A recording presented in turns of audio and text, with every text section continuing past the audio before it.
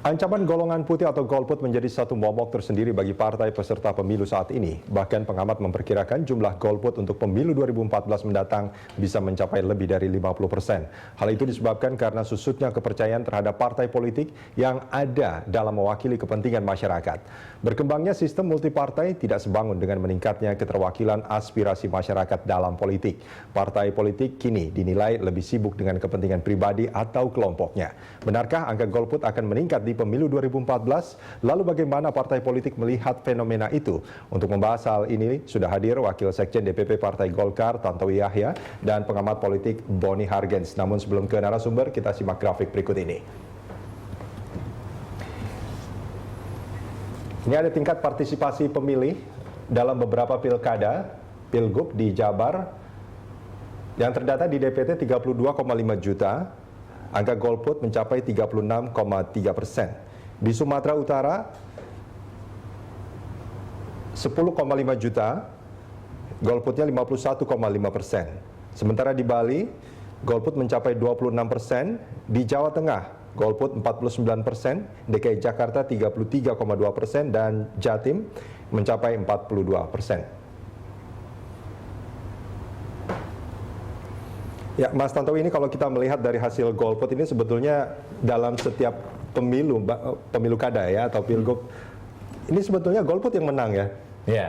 Jadi kalau ada partai yang namanya partai golput itu dipastikan dia menang terus. Dia menang ya? Iya. Nah, ini apakah tidak mengganggu bagi partai politik? Artinya dari segi legitimasi, mungkin secara sosial ya, ini artinya partai politik kurang dipercaya seperti itu. Ya, itu adalah fakta yang sangat betul ya. Artinya ketika masyarakat sudah kepercayaannya terhadap institusi yang namanya partai politik itu sudah semakin menurun, terlebih jika calon yang diusung oleh partai politik itu adalah calon yang tidak sesuai dengan keinginan masyarakat, maka bentuk perlawanan dari masyarakat itu tidak ada lain kecuali ya nggak milih, ya golput aja. Itu bagi saya golput itu adalah sebuah perlawanan yang harus disikapi secara bijak oleh partai politik. Secara bijak seperti apa maksudnya? Secara bijak artinya bahwa partai itu harus secara sukarela melakukan koreksi. Ya.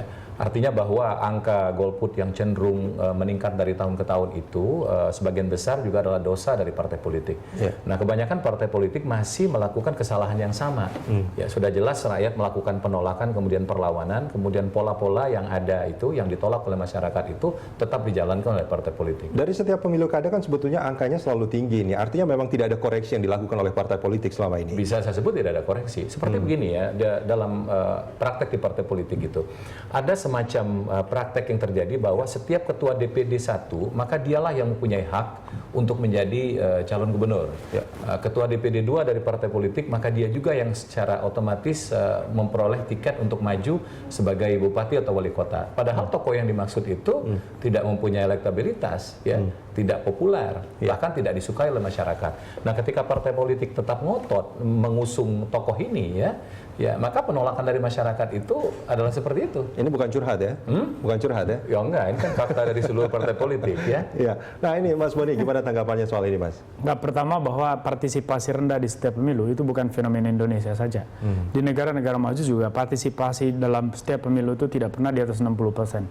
Kalaupun ada 70-80 itu pasti di negara kelas kedua lah. Bukan di negara pertama yang seperti Amerika dan sebagainya. Anda melihat ini sebagai sesuatu yang wajar? Sesuatu yang normal dalam proses sekularisasi politik. Kemudian ada di satu sisi itu ada penguatan institusi politik, di sisi lain ada pengikisan nilai, dan di situ lahir memang apatisme terhadap politik, terutama bagi kelompok politik yang non ideologis, atau bahkan untuk kelompok ideologis yang radikal pun, ketika partai-partai politik tidak merepresentasi ideologinya, dia juga tidak akan memilih. Nah, cuman persoalan di Indonesia itu melampaui itu semua. Di Indonesia ini golput ada dua kategori. Yang pertama itu golput teknis, yang kedua... Ya, dialog kita lanjutkan kembali sebelum ke narasumber, kita simak grafik berikut ini. Ini ada angka golput pemilu legislatif dari 2004, kemudian 2009. Pada 2004 pemilih 148 juta, yang golput 34,5 juta. Sementara pada 2009 pemilih 171 juta, golput juga meningkat hampir 2 kali lipat, 67 juta golput. Mas Tantowi, tanggapannya? Iya betul, dan saya itu ingin mengkomplimen apa yang disampaikan oleh rekan saya Boni tadi, bahwa alasan teknis itu mendominasi, walaupun kesalahan dari partai politik juga cukup signifikan ya. Katakanlah ya, tadi saya nge-gym pagi-pagi, saya kaget ketika personal trainer saya itu masih bertanya kepada saya bahwa pemilu tuh jadi, Santo. Wah, itu bagi saya pertanyaan yang sangat mendasar ya. Kemudian ya jadi dong, saya bilang ya. Kemudian kapan itu? Itu anak Jakarta ya. Kemudian pertanyaan ketiga, ini soal teknis lagi. Terus nanti yang milih Mas Santo itu orang Jakarta saja atau orang Indonesia? Ya, jadi bagi saya tingkat pemahaman masyarakat yang di kota besar sekalipun yang sangat dekat dengan arus informasi ya sedemikian rendahnya. Nah, kalau kita melihat fenomena ini, maka ya kesalahan terbesar itu ada pada KPU dan pemerintah, terutama dalam hal sosialisasi awal daripada ini ya. Saya ingat loh waktu saya SD dulu itu, setahun menjelang pemilu itu sosialisasi itu sudah sangat kencang. Kita saja yang belum mempunyai hak pilih itu sudah ingin memilih rasanya. Kalau Anda bandingkan dengan saat ini, di radio, bagaimana? Kalau dibandingkan dengan saat ini, apakah? Tidak ada. Nah, sekarang mari kita lihat apakah ada bentuk sosialisasi yang Dan masif. menurut Anda ini memang sudah harus dilakukan sejak kemarin-kemarin sebetulnya? Loh iya dong, kalau kita fair, yang sekarang ini rajin bersosialisasi itu adalah caleg dan partai politik. Tapi hanya berapa persen saja caleg yang menyentuh mengenai pendidikan politik, menyadarkan masyarakat untuk menggunakan hak pilih, untuk datang ke TPS dan seterusnya. Yang lain itu kan sibuk menjual, mengemas dirinya. Nah, ini adalah peranan yang sesungguhnya harus dilakukan jauh-jauh hari oleh KPU. Namun kalau kita baca koran beberapa hari yang lalu, persoalannya itu kan tidak sesederhana apa yang kita sampaikan sekarang.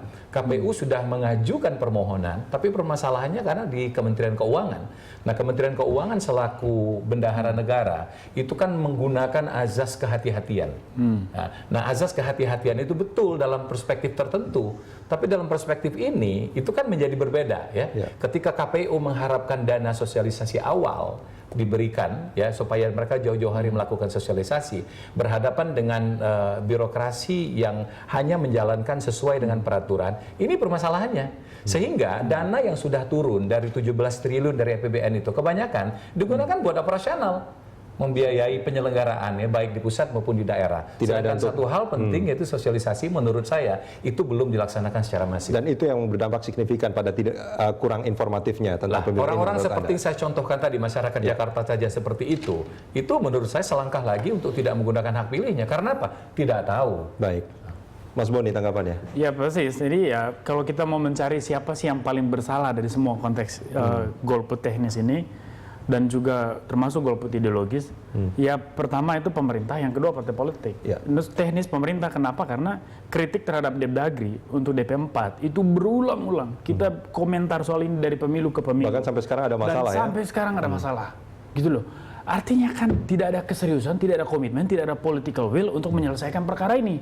Nah, mudah bagi kita untuk berkesimpulan memang keruwetan ini dipelihara dan didesain sedemikian rupa untuk kepentingan kelompok tertentu. Anda melihat ini didesain? Iya, karena selalu nyambung antara persoalan DP4 dengan kejahatan pemilu, itu selalu terjadi tuh. Dua fakta yang selalu terjadi dan dua fakta yang gampang sekali untuk dikaitkan. Artinya pelakunya juga partai politik juga? Pasti partai politik dan cenderung memang yang berkuasa lah. Karena tidak mungkin orang yang tidak berkuasa bisa menggerakkan birokrasi. Yang lebih mudah menggerakkan birokrasi adalah incumbent, petahana. Nah, jangan-jangan orang berebutan untuk menjadi partai pemenang dan yakin bahwa akan menang dalam beberapa pemilu kalau sekali menang, itu karena dia bisa merawat jaringan birokrasi macam ini. Nah, itu perusahaan. Lalu soal golput ideologis tadi, kenapa ini kesalahan partai politik? Kenapa partai politik kita ini bukan partai yang bekerja untuk membangun demokrasi, tetapi partai yang bekerja untuk merebut kursi. Nah, itu hanya masalahnya. Karena kan partai ini kalau dia benar-benar menyadari tugas dan tanggung jawabnya, pasti dia sudah melakukan banyak hal yang benar dalam konteks pembangunan politik. Nah, di partai politik banyak orang cerdas, banyak doktor. Ya, meskipun kita harus pilih, ada yang palsu, ada yang benar. Nah, artinya banyak orang-orang yang juga berpikir bagus. Di Golkar ini ada itu, Idrus Marham pemikir bagus itu. Nah, doktor. Nah, artinya kan ini contoh. Ya, Demokrat juga ketuanya doktor. Nah, artinya bahwa kenapa mereka kemudian tidak bisa membangun partai ini secara modern sehingga Ya, dialog kita lanjutkan, kita simak grafik terlebih dahulu. Berdasarkan hasil survei mengenai perilaku pemilih yang pada pemilu sebetulnya yang dikhawatirkan pada 2014 mendatang, Yang belum memutuskan itu sekitar 40,5%, ini berdasarkan survei CSIS ya. Terus golput 2,7%, sementara kalau digolongkan dari anggota partai politik yang tidak memilih mencapai 75,9%, tidak mengenal caleg dari dapil mereka 82%. Ini menarik sebetulnya kalau kita melihat data ini, ada pernyataan yang mengatakan bahwa salah satu fungsi dari partai politik kan bukan hanya sekedar di parlemen, bukan hanya masalah legislasi dan lain sebagainya, tapi juga menjadi representasi. Artinya mereka mewakili orang-orang gitu. Nah ini kalau kita melihat data ini nampaknya mereka tidak melakukan itu. Gimana? Tidak melakukan apa? Tidak. Iya, mewakili masyarakat gitu. Jadi di Indonesia ini kondisinya memang berbeda dibandingkan negara-negara demokratis lainnya. Seorang anggota dewan di Indonesia ini di samping menjadi representasi rakyat yang memilihnya, juga adalah representasi dari partai politik di mana dia bermain. Nah, disinilah dibutuhkan kepiawaian dari politisi tersebut. Mana lebih berat untuk saat ini, Mas dalam memainkan dua kepentingan. Kalau saya melihat pengalaman 4 tahun saya menjadi anggota DPR, itu tidak menjadi masalah.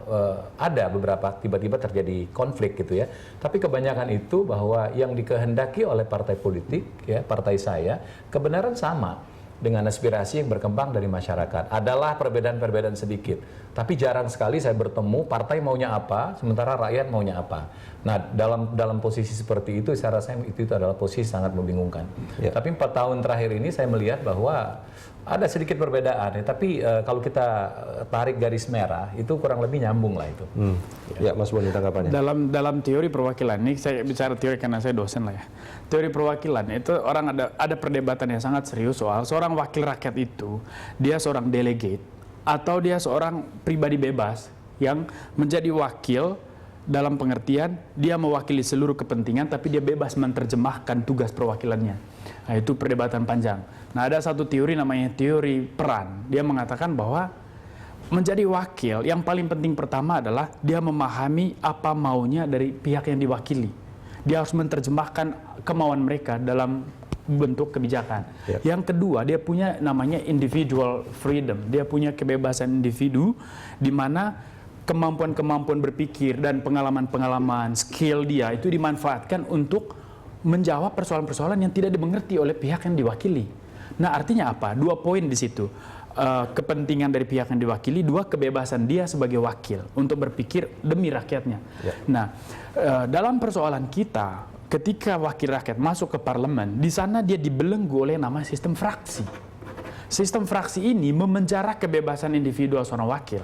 Akibatnya apa? Wakil rakyat itu judulnya, dalam praktek dia adalah wakil partai. Dia dipenjara oleh fraksi. Karena begitu dia bergerak di luar kepentingan partai, dia diberi sanksi, bahkan bisa di-recall. Nah, ini memang beban bagi wakil-wakil rakyat, sehingga tidak muncul banyak wakil yang berani dan bermain sendiri atau tidak muncul dinamika seperti ada kaukus lintas partai yang dinamis. Di kita kan semua kelihatannya warnanya sama aja gitu ya. Ada yang cukup berani individual seperti Ruhut Sitompul, tapi nggak ada isinya. Dan membawa kepentingan-kepentingan yang tidak jelas. Nah, ini kita bicara soal yang vokal atas nama rakyat gitu ya. Di Golkar ada Bambang Susatyo, cukup bagus ya. Konsisten dalam isu senturi misalnya. Nah, cuman kalau seperti ini banyak di partai, di berbagai partai. Ya, kalau kita lanjutkan kembali, Mas Boni, ini kalau kita bicara soal partai politik yang seperti Golkar tadi dikatakan bagus dalam membangun partainya, dan juga kadernya, tapi tidak terhadap masyarakat. Apakah ini sebetulnya juga berlaku kepada partai politik lain? Saya kira iya, cuman memang yang lebih menonjol itu Golkar karena tidak pernah berani ambil sikap oposisi. Kalau PDIP misalnya dia tegas mengambil posisi bahwa memang tidak maksimal sebagai oposan itu persoalan teknis.